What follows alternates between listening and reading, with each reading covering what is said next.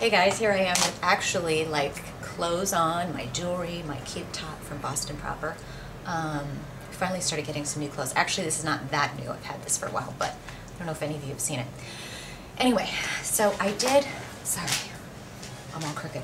I did that vlog this morning and I was talking about, you know, some of these things that I'm figuring out about myself, and the reason I'm sharing it with you guys is because so many of you have written and said, you know, wow, I needed to hear this, or wow, I've done the same things, and you know, that's helping me, or it's helping me to realize I've got to do this differently or whatever. And really that's what this is all about, you guys, is you know, I don't know if I've necessarily only done these things the past 2 years, and that's why I've been kind of in this holding pattern and stuck and stressed out, or if I had some of these habits and behavioral patterns before, but they just got worse. I don't know. You know, does it really matter? I don't know. All I know is that before the past 2 years, I have always loved to work out, but I just didn't put so much analysis into it.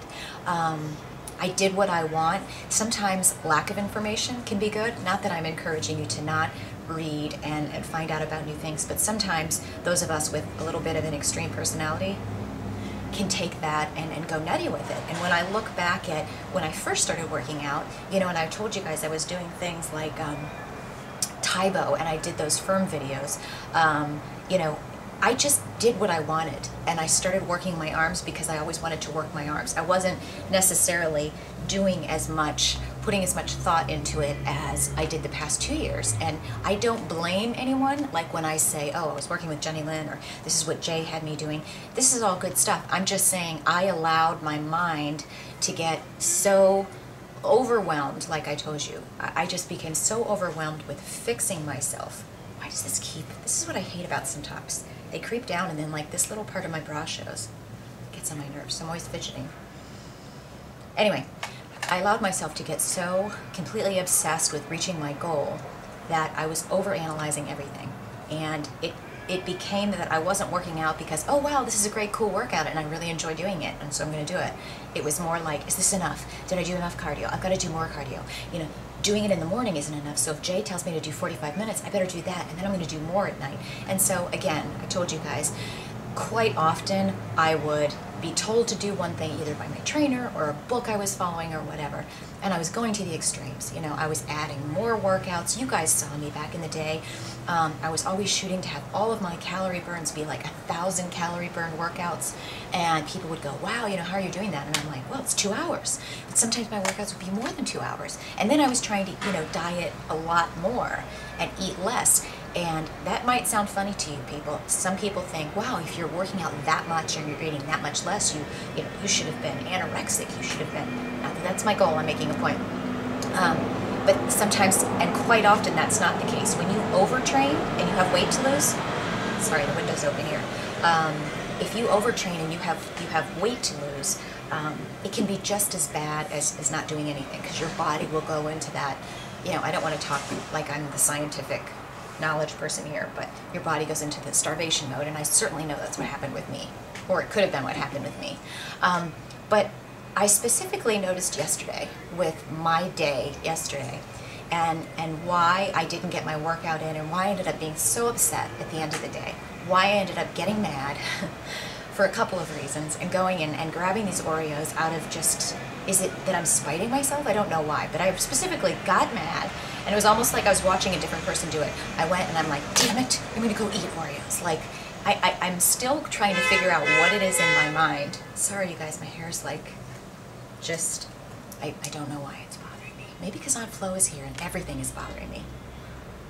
But anyway, yesterday to me was an example of the type of day when you are in a work environment like I am. Doesn't mean like where I work, but somebody that travels a lot. You have kind of a crazy, somewhat unpredictable travel schedule. You know, for me, I travel a lot. Some days I'm spending, you know, 3/4 of the day traveling just to get to a destination. You're dealing with different time zones, and then you're eating at odd hours of the night and day. And I started to realize, like, this is why it is so easy for people, let me just say in the corporate world, right, to become every year heavier and heavier and heavier. You know, and you combine it with a number of factors, even if you don't travel. I remember when I got my first job out of college, I noticed, you know, people work longer hours because they feel like they have to get ahead. They become workaholics. They stop working out, so they're less active because their work schedule keeps them so busy. And then, so you've gotten more sedentary than you were in college, right, or when you were young. And then you're exposed to a lot more bad foods. My first job was at Hyatt.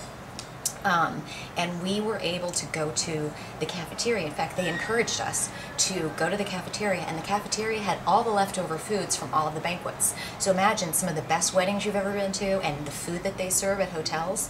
That was free for all of us. So we would have, you know, tiramisu and all these amazing desserts and muffins and pastries and breads and salads. Yeah, but I mean, we had, see, there it is again. Why does this gap like,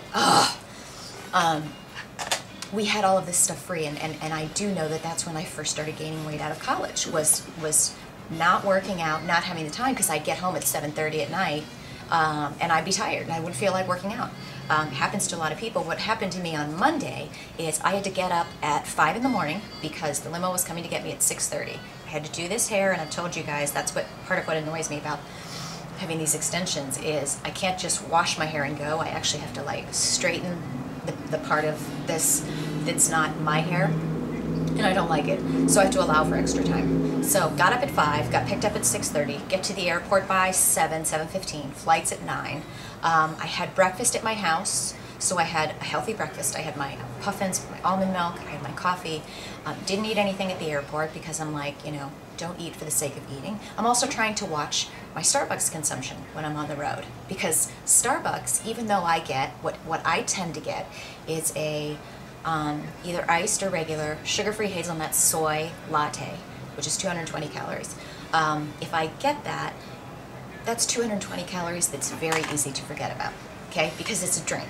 So if you aren't watching that kind of stuff, I can't tell you how many times when I've traveled, I have forgotten that I forgot I had 220 calories. If you think you're at 1,500 calories for the day, but you forgot about that Starbucks, and oh, you forgot that you had a piece of a banana, there's an extra 300 calories. There's your reason that you're not losing weight.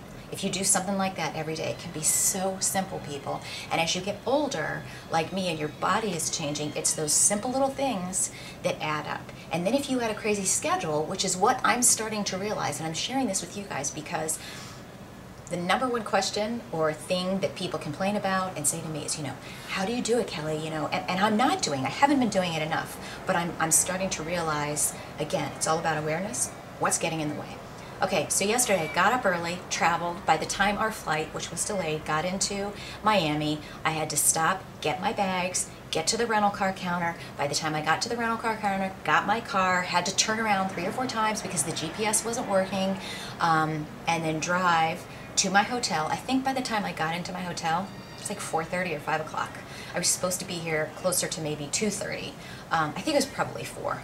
But all that to say, hadn't eaten all day. I was literally like, I remember getting here and I'm like, I'm so hungry. And then I'm like, wow, I haven't eaten since 5 o'clock. And Aunt Flo is in the house. So I'm like, I'm so hungry. So I didn't want, room services here. We're going to do part 2. Hold on.